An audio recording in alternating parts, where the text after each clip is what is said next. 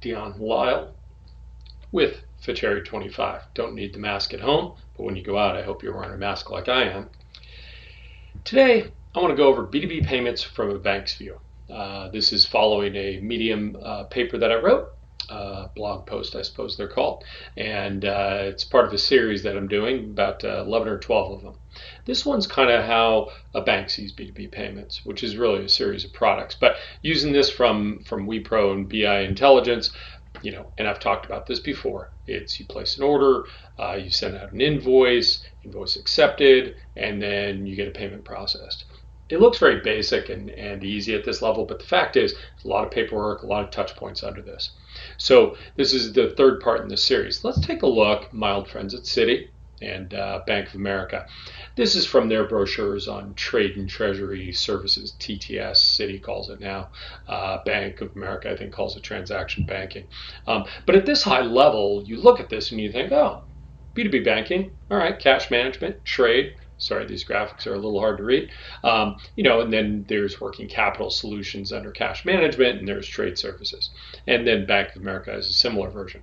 But what I actually rely on for a better view of this is from Celent.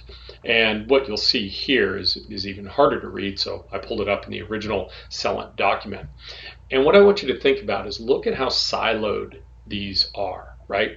Look at all of these silos for products.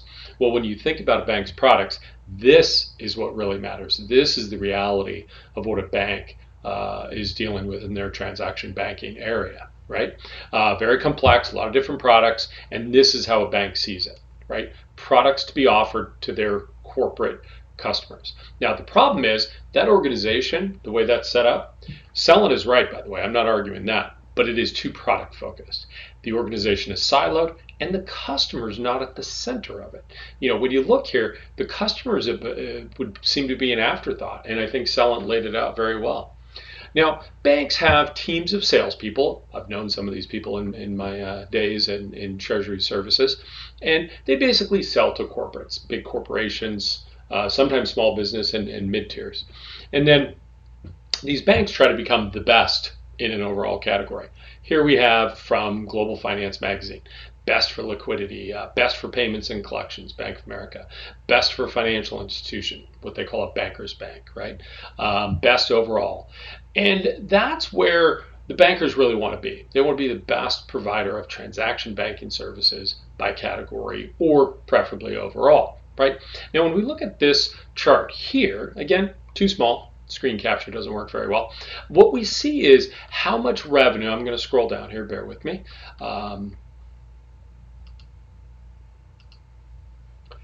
The revenue by a corporate banking company. You see Citibank and their growth rate. You see JPMC. You see a Bank of China Construction Bank, ICB of China, Bank of China. And you see how large some of these are. But there's also a lot of names you don't see in here that just don't play in this space. Not every bank has a big transaction banking area.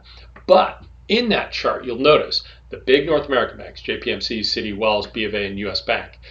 Beyond that, you don't see a lot of our mid-tiers really playing there. So one of my favorites, Chris Skinner, recently wrote a blog about what do commercial banks need to do to win in 2020. Well, he summed it up nicely, I think, with 3 recommendations. Move payments to the cloud, of course. Fast-tracking real-time instant payments adoption, this new RTP and so on. And then embrace open banking and APIs. Seems really obvious. Sounds easy enough. But the fact is, banks have trouble implementing these type of things. So I would say 3 specific things. Accelerate the onboarding of corporate payment files. Now, Chris alludes to this with open banking and instant payments adoption, but the ISO 20022 over here, this standard being used for RTP in America, major headache for banks, but they need to do something with it. They need to work on that. By the way, Mike Siegel has an organization looking at just that. Well worth a look. Open banking and PSD2. Most banks have adopted or addressed basic requirements, but they can go further and do more and more in the cloud. And then, of course, real-time instant payments. Anytime you can make something real-time, you should. And the fact is, today I did a webinar for Money 2020, and I talked about faster payments, right? The need for speed. Really, I think I ended up using a hashtag B2B needs speed. And that's the fact, because the faster you can look at your cash position, the faster you can move your money, the better assured you'll be that your cash position is accurate, right? Now, why do banks care so much about this? Well, in 2019 annual survey Treasury practitioners from Global Treasure, a great survey, by the way, it's co-sponsored by CGI. You can look that up.